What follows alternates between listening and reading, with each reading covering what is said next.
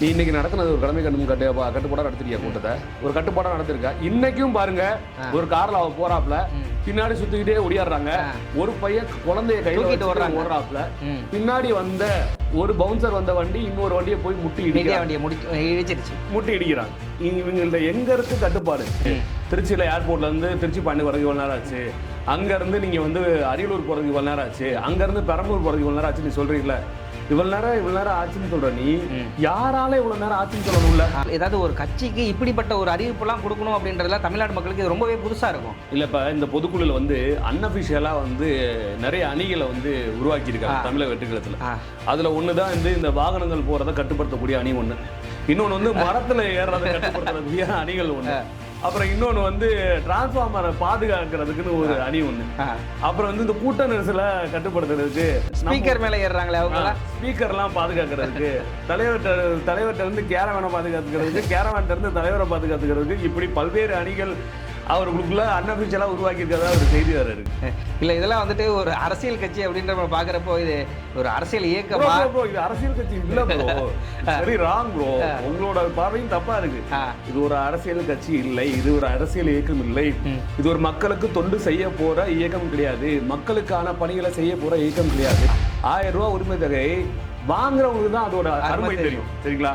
ஒரு பேருந்து இலவசமா பேருந்துல பயணம் செய்யறவங்களோ, ஒரு கூலி வேலைக்கு போறவங்களோ, ஒரு சாப்பாட்டுக்கே வழி இல்லாம கஷ்டப்படக்கூடிய ஏழை மக்கள் எவ்வளவோ பேர் இருக்காங்க.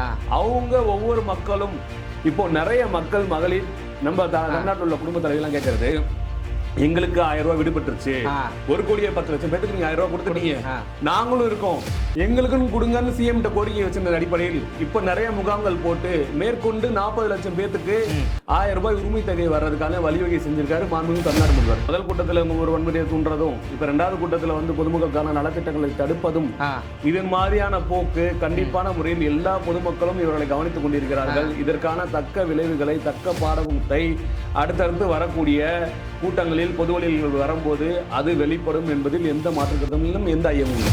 அண்ணா வணக்கம். வணக்கம் கோவிந்த். நானே இன்னைக்கு மகாபலிபுரத்தில் மறுபடியும் ஒரு மீட்டிங்கை போட்டிருக்காங்க. ஆக்சுவலாக அது மீட்டிங் இல்லை, ஒரு ஷூட்டிங் ஸ்பாட்டு. யாராவது இறந்து போயிட்டாலோ அவங்க ஆறுதல் சொல்லணும்னா எங்கே கூப்பிட்டு வராங்கன்னா மகாபலிபுரம். பொதுக்குழு நடத்தணுமா எங்கே கூப்பிட்டு வராங்கன்னா மகாபலிபுரம். ஒரு மீட்டிங் பண்ணணுமா, ஒரு டிஸ்கஷன் வைக்கணுமா, என்ன பண்ண போகிறாங்கன்னா மகாபலிபுரம். இதுதான் அவங்களோட ஷூட்டிங் ஸ்பாட். வழக்கம் போல் இன்னைக்கு ஒரு ஷூட்டிங் அவங்க பண்ணியிருக்காங்க. என்ன பண்ணியிருக்காங்கன்னா, பொதுக்குழுன்ற ஒரு பேரில் ஒரு கூட்டத்தை போட்டு, எப்படி ஒரு படத்தில் வந்து வடிவேலும் இன்னொருத்தர் டீ சொல்லிட்டு ஒரு கடையில் உட்காந்துருப்பாங்க, அவர் பேப்பர் எடுத்து படிப்பார், உடனே பார்க்குற அண்ணே நீயும் பேப்பர் எடுத்து படினேன் அப்படின்னு இவனும் பேப்பர் எடுத்து படிப்பான். அவர் கால் மேலே காலத்துக்கு போடுவார், உடனே என்ன நீயும் கால் மேலே, நான் மட்டும் சும்மா காலத்துக்கு போட்டு கீழே வந்துடுவான்ல, அதே கதை தான் இப்போ இவனும் பண்ணியிருக்கான். திமுக விமர்சிக்கணும், டிஎம்கே பண்ணுறது, டிஎம்கேக்கு அகைன்ஸ்டாக பிஜேபி என்ன பண்ணுறாங்களோ, ஏடிஎம்கே என்ன பண்ணுறாங்களோ, மற்ற கட்சிகள் என்ன பண்ணுறாங்களோ அதே தான் இவனும் பண்ணுறான். எந்த பெருசாக ஒரு மாற்றமும் இல்லை. ஆனால் இன்னைக்கு கொஞ்சம் ஓவராகவே, கொஞ்சம் இல்லை ரொம்ப ஓவராகவே போயிட்டானுங்கன்னு தான் சொல்லணும். இந்த ஆதவர்ஜுனா வந்துட்டு ஆதவர்ஜுனான்னு பேசியிருக்கான்ல, வாடா போடா ஒருமையிலேயே பேசியிருக்கான்.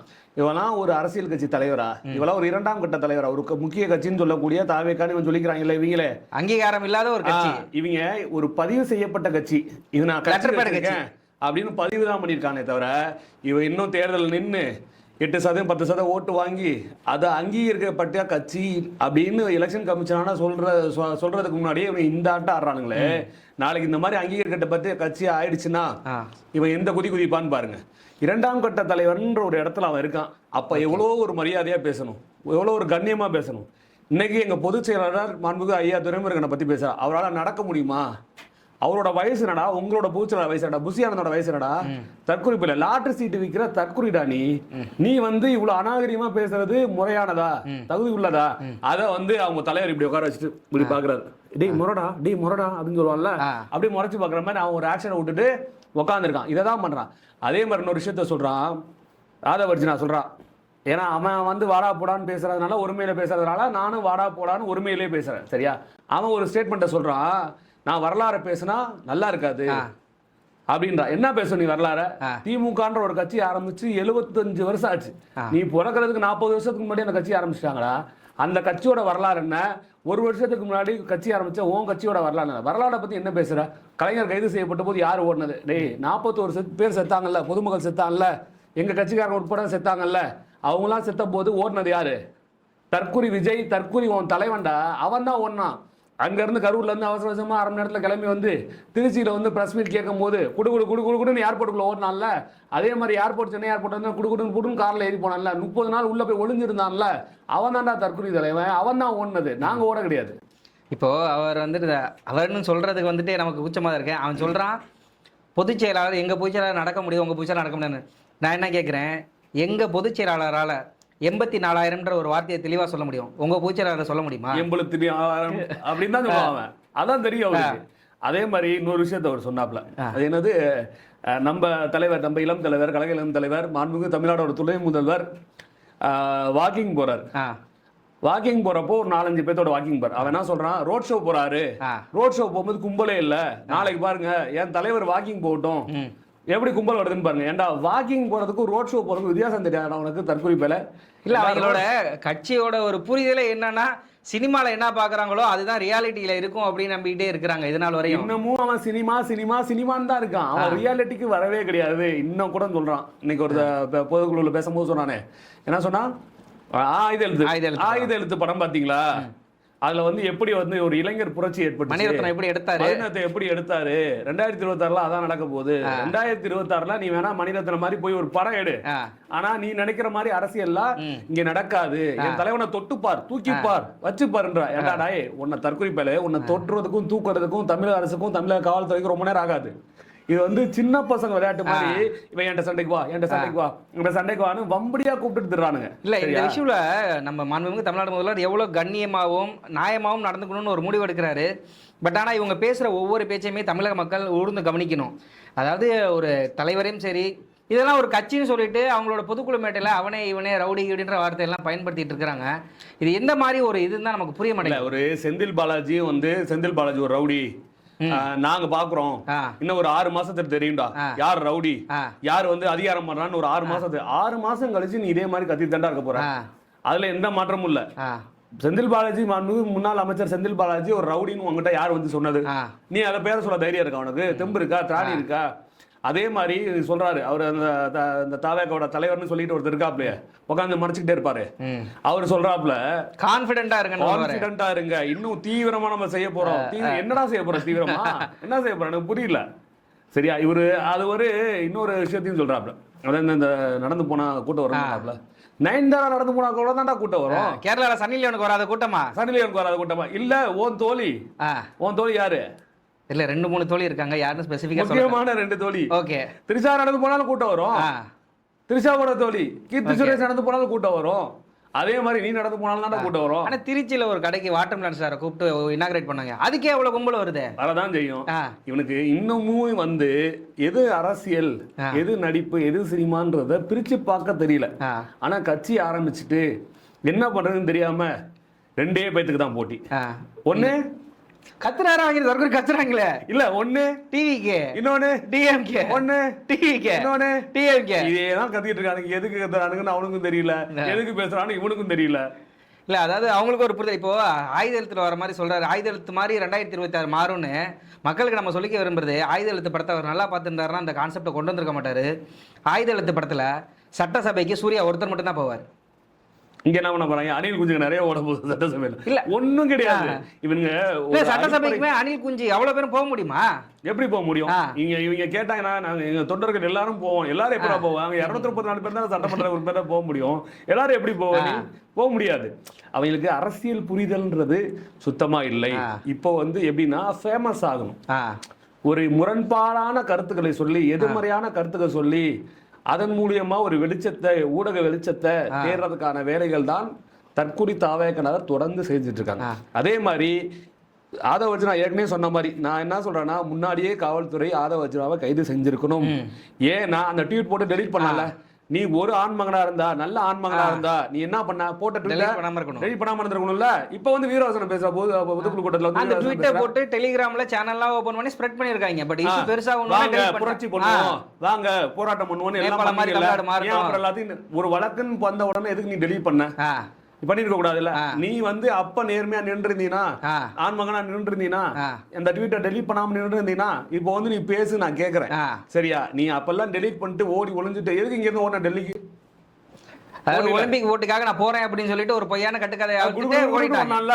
அதான் ஒலிம்பிக்ல வர மாதிரி குடுக்குன்னு ஓடிட்டான். ஓடினது யாருன்னா இவன் புஷி ஆனந்த், அப்புறம் நிர்மல் குமார், இந்த ராஜ்மோகன் ஒருத்தன் தானே, ராஜ்மோகன் வழக்கு பதிவு பண்ணல.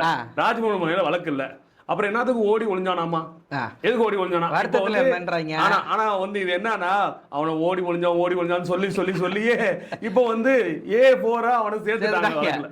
இப்பவும் ஓடி ஒளிஞ்சது யாருன்னா, மொத்த தாவேகா தற்கொலைகளோட தலைவரும் இரண்டாம் கட்ட தலைவர்களும் தான் ஓடி ஒளிஞ்சிருக்கான். 30 நாளா உள்ள ஒளிஞ்சிட்டு இருந்தாரு. எங்க தலைவர் 30 நாள் அமைதியா இருந்தா நீங்க பேசுறீங்களா? இப்ப பேசுங்கடா, வாங்கடா, தொடுங்கடா, தூக்குறா. எங்க தலைவரை தொட்டா அனைத்து கல்லூரியில உள்ள இளைஞர்கள் எல்லாம் கிளம்பி வருவாங்களாம். இது எவ்வளவு பெரிய அபத்தம், எவ்வளவு பெரிய ஆபத்தான செயல், வன்முறையை தூண்டுறதான செயல். இததான் தொடர்ச்சியா ஆதவர்ஜனா பண்ணிக்கிட்டே இருக்கான். இதன் மீது கண்டிப்பான முறையில் இந்த தடவை தமிழக காவல்துறை நடவடிக்கை எடுத்தே ஆகணும். இவன் பேச்ச கண்டிச்சே ஆகணும். இவனுக்கு ஒரு சுலுக்கு வச்சே ஆகணும். அதாவது தமிழக மக்களும் சரி, இளைஞர்களுக்கும் நம்ம சொல்ல வேண்டிய ஒரு விஷயம், இவன் இவ்வளவு பேசுறதையுமே இவன் தன்னோட பொசிஷனை தக்க வச்சுக்கிறதுக்கும் இவன் அடுத்த கட்டத்துக்கு போறதுக்குமா இருக்குமே தவிர, எந்த ஒரு இடத்துலையும் தமிழக மக்களாகட்டும், இளைஞர்களை, இவங்களை தற்கொலை நம்பி வர அந்த இளைஞர்களுக்காகட்டும் வாழ்க்கையில் முன்னேறதுக்கான ஒரு சூழ்நிலையும் பயன்படாது அப்படின்றத நம்ம ஸ்ட்ராங்காக சொல்லிட்டு தான் இருக்கிறோம். இல்லை, இப்போ ஆதவர்ஜுனான்ற ஒரு நபர் ஒரு கட்சியினோட கொள்கையை ஏத்துக்கிட்டு முழுசா உள்வாங்கிட்டு அதன்படி செயல்பட்டாரா? முதல்ல எங்க இருந்தார்? அதுக்கப்புறம் எந்த கட்சிக்கு வந்தார்? இப்ப எந்த கட்சிக்கு போயிருக்காரு? அடுத்து இவரோட நிலைப்பாட்டை மாத்திக்கிட்டு பாஜக கண்டிப்பா போய் சேருவார். ஏன்னா இன்னைக்கு தற்கொலை விஜய தெருவுல நிறுத்தினது யாருன்னா இந்த தற்கொலை ஆதவர்ஜனா கொண்டு போய். ஒண்ணும் இல்ல, இந்த 41 பேர் இழப்பிற்கான கரூர் சம்பவத்துக்கு சிபிஐ விசாரணை கேட்டாங்க. ஏன் கேட்கணும்? முறைப்படி தமிழ்நாட்டில் அந்த விசாரணை சரியாக நடைபெறாவிட்டால், இத்தனை மாசமா நடந்துச்சு, இத்தனை வருஷமா நடந்துச்சு, சரியா நடக்கல அப்படின்னா நீ சிபிஐ போலாம் அப்படின்னு ஒரு பேட்டியில சொன்னது யாரு? ஆதவர்ஜனா சொன்னான்ல, தமிழ்நாடு நடக்கிற ஒரு கேஸ் சரியா விசாரிக்கப்படல, தள்ளி போடுறதுக்கான விஷயம் தான் சிபிஐ தள்ளி போடுறதுக்கான விஷயம் தான் சிபிஐ சொன்னான்ல. இப்போ என்னதுக்குலாம் நீ போய் சிபிஐ கேக்குற? எது கேக்குற? தள்ளி போடுறதுக்கா? கேஸ தள்ளி போடுறதுக்கா? இங்க முறையா எஸ்ஐடி அமைக்கப்பட்டுச்சு, ஒன் மேன் கமிஷன் அமைக்கப்பட்டுச்சு. இதெல்லாம் தாண்டி நீ சிபிஐ கேட்கறதுக்கு ஏன் போனா, பிஜேபி கிட்ட நீ போய் தஞ்ச புகுறதுக்கும் தாவேகா என்னும் விஜயோட தற்கொலை விஜய் கழகத்துக்கு நீ அடிமையாக்கி அங்க பிடிமா சேர்றதுக்கான நீ ஒரு ஆப்ஷனா பயன்படுத்திக்கிட்டு தான் இந்த 41 பேர் இறப்புக்கான கரூர் சம்பவத்தை நீ மிக வலிமையாக பயன்படுத்திக்கிட்டேன்னு தான் சொல்லணும். இல்ல, இப்போ பேசிக்காவே ஒரு கட்சியோட பொதுக்குழு அப்படின்னா எவ்வளவு கண்ணியமா நடக்கணும். கண்ணியம், கடமை, கண்ணியம், கட்டுப்பாடுலாம் திமுக மட்டும்தான். ஒன்றும் இல்லை. இதே மகாபலிபுரத்துல கடந்த வாரம் என் வாக்குச்சாவடி வெற்றி வாக்குச்சாவடின்னு ஒரு கூட்டம் நடந்துச்சு. 3500 பேருக்கு மேல வந்திருந்தாங்க. 8:30 உள்ள வரணும்னு சொன்னாங்க. அவ்வளோ மழை பெய்ஞ்ச போதும், கனமழை பெய்ந்த போதும் 8:30 மணிக்கெல்லாம் அனைவரும் உள்ள இருந்தார்கள். 9 மணிக்கு தலைவர் வரேன்னு சொன்னவர் 9 மணிக்கு தலைவர் உள்ள வந்துட்டார். சரிங்களா? அப்படி கடமை, கண்ணியம், கட்டுப்பாடோட ஒரு கூட்டம் நடந்து அவ்வளவு மழை பெய்ஞ்ச போதும் தலைவர் என்ன சொன்னாருன்னா, மழை வெளியில் அதிகமா இருக்கு, நீங்க எல்லாம் சீக்கிரம் முடிச்சுட்டு கூட்டத்தை முடிச்சுட்டு ஊருக்கு போய் பணிகள் செய்யணும், கனமழையால் பாதிக்கப்பட்ட மக்களுக்கு எல்லாம் உதவணும், அதனால நீ சீக்கிரம் கிளம்பணும். 12 மணிக்கெல்லாம் ஷார்ப்பா கூட்டத்தை முடிச்சு ஒரு அறுசுவை உணவு வழங்கி இந்த கூட்டத்தை அப்படி சிறப்பா கடமை, கண்ணியம், கட்டுப்பாடா நடத்துங்க.